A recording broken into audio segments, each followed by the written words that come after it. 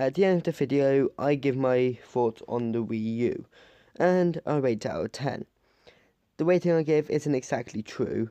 I would probably give it in real life a 7 out of 10. It's a pretty decent console. On to the video.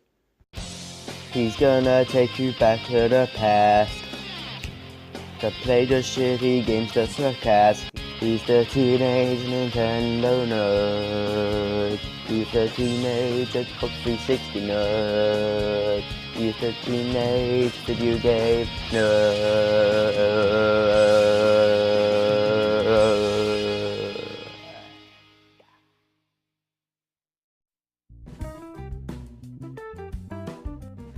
The Wii U, released in 2012, was actually one of the biggest flops made by Nintendo next to the Virtual Boy.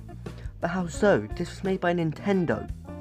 Well, that's what we're going to figure out today. So yeah, who are you? This bulky piece of crap. Well, see, you would think that Nintendo, being Nintendo, the one who ended the game break of the 1980s, would be able to come up with a pretty decent console in 2012. Nearly 20 years, 30 years, sorry, almost, since one of their very first consoles, the NES. So how could they make this flop? Considering the fact it was the sequel to the Wii, which was a fantastic console for the time. Well, first off, let's talk about what this is. The Wii U gamepad. This has got to be the biggest and clunkiest piece of shit I've ever seen for a controller. Heck, the Sega Game Gear was hardly as big as this. And yet, that was still pretty big, yet it was decent. I mean, look at this. I mean, you can't probably see it. Look at that. Piece of shit. Had hardly any games for the damn thing until 2015. When it started getting popular. Let's plug this baby in and see what it can do.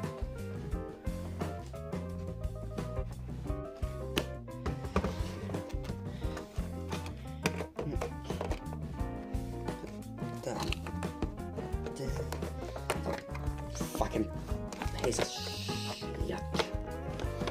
On there. First of all, we have this weird as hell startup screen. Don't get me wrong, it's decent. Well, for the Wii U anyway. The touchscreen, I feel like it's unresponsive sometimes when we look at this. Okay, that time it worked, but let's look at the loading time.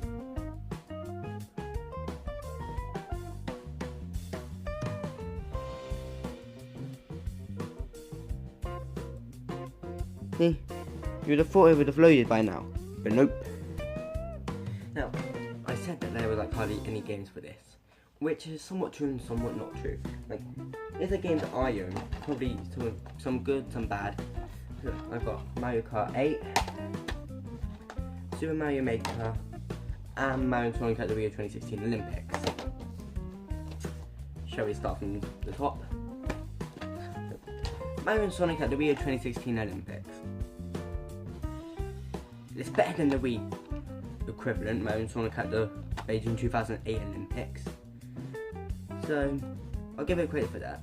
The graphics are okay, cutscene looks decent in the opening. The mini games are meh, but it doesn't have dream events, which is kind of what all the other ones were famous for. So, if you have got a Wii U and you're looking for a Mario and Sonic Olympic game, this one is meh. I'll probably give it a 6 out of 10. So, I'd probably buy it and give it a go, but I wouldn't finish it properly if I were you. Super Mario Maker. Now, this brings back memories.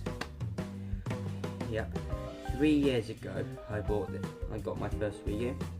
Still the one I am now. And this was the first game I ever got for it. So, the game where you get to create your own Mario level. That can be fun, right? Yeah, if you're a 15-year-old narcissistic asshole. I mean, look at the expert levels. They are fucking insane. I mean, granted, I've had to go through like lots worse Mario shit in my life. I mean, like, I've played Mario Brothers to lost levels. And even that's not as hard as the expert levels in Mario Maker. That's how hard those piece of shit levels are. And like, don't even get me started on the troll levels. I'm not even going to talk about them. Being able to create your own levels and publish them is still pretty good. Or at least it was until me first shut down. Now don't get me started on the 360 pro of the game.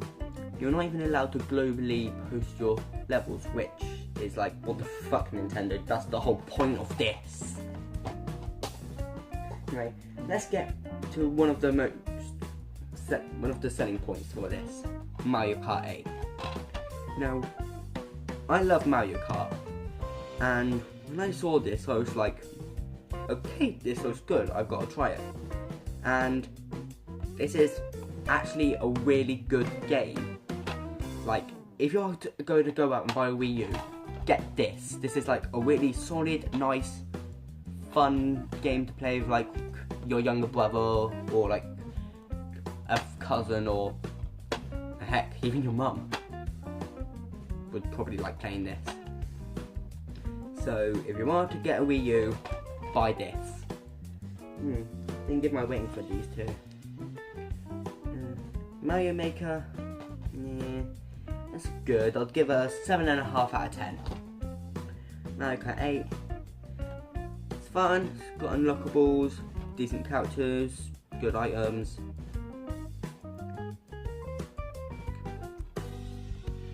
It's up to like 4 players offline and 12 players online, pretty good. And the online actually works, like even though it's nearly 5 years since this been released, unlike the Wii. Yeah, I'm giving this a solid 8 out of 10. So overall, some games were good, some games were mediocre, and some games were just flat out horrible. I mean, there were some games that I haven't talked about, but that's because I don't own them. But when I do, oh boy, are we in for a shit Sunday. Another flaw it has is that it's not compatible with the Nintendo GameCube controller, which is actually just like, why the fuck not?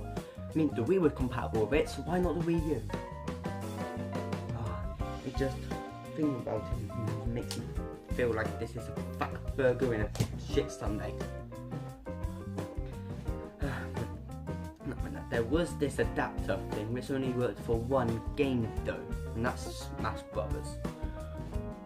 Then again, that's probably like the only reason people bought this thing for the new Smash Bros, and maybe some other games to pass the time, but that's about it. Overall, the Wii U was rushed, clunky. I mean, just look at this. Don't get me wrong, it is comfortable to hold, but still, I mean, the Wii U was big-ish. Not the Wii U, but the DS was. I mean, look at that, it's big and clunky, yet it's reasonably sized. And compare that to this. Yeah, big fucking difference, isn't there? Anyway, I feel like if they just gave this a little more time and maybe produced some more games and released it in probably like late 2012, early 2013, so like maybe like March of 2013 instead of like whenever they did in 2012, this could have had some potential, but no, they had to wait. They only waited 4 years for the newest console. They couldn't have waited 1 more year? No. Right. Overall, the Wii U is a piece of shit, and you should only buy it if you're a Nintendo collector that just wants to buy all the consoles. Overall, I'm giving this console a 5 out of 10. Fuck this, I'm out.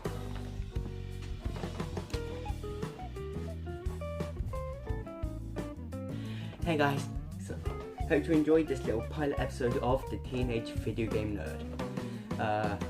Since it's a pilot episode, I'm not actually wearing the proper top. This is just a pilot episode to show you what it will sort of be like, but not at the same time. And the reason you actually saw me record like with my phone and this, I'm like really up close, is because I don't have a capture card, which is why I said I'd probably do it around January, March-ish. Anyway, that's all for now, and I will see you in my next proper video.